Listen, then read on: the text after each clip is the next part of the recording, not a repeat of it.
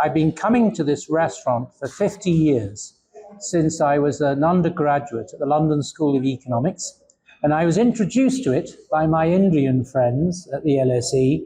And they said, if you wanted a decent curry, you had to come to this restaurant, which has been patronized by diplomats from India House for many, many decades. And it's never changed. The decor is exactly as it was 50 years ago. So the India House is closing down. The restaurant is finally closing down after a long struggle on the 17th of September. How does that make you feel?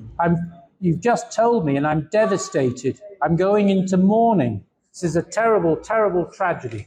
It's so sad.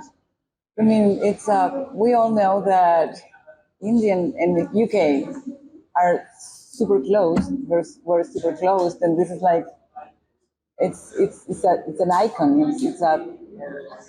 And to be closed. I'm surprised. Why are they closing?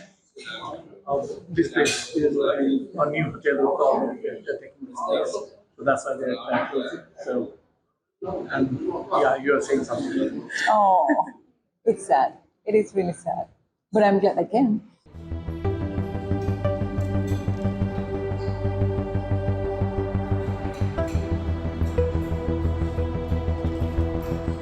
I am deeply unhappy, sad, nostalgic.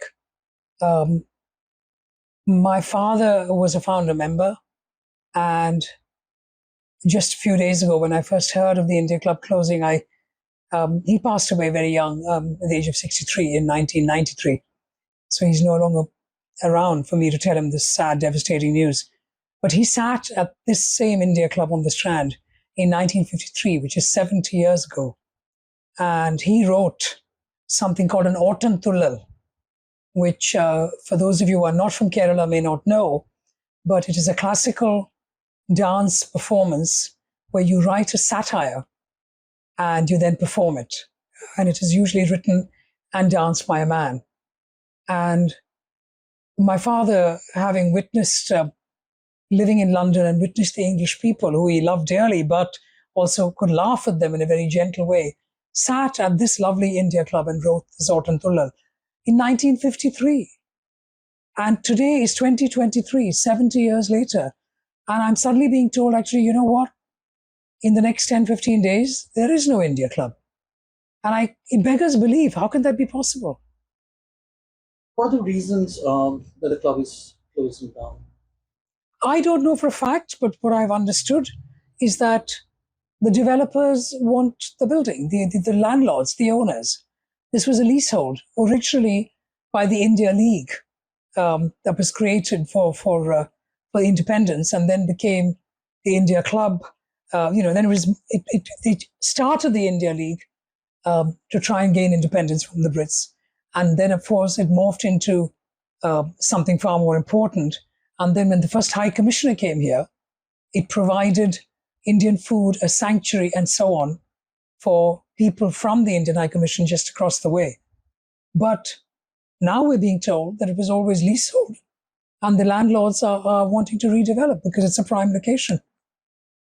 Is there any sort of protest or movement or anything, any action being taken to stop this from happening? We have tried. We have all. There's a whole, on Twitter you'll find a hashtag called Save India Club, because this has been going on for at least, God, I've lost track, at least 5 years, where the landlords have been trying to take away the lease and redevelop.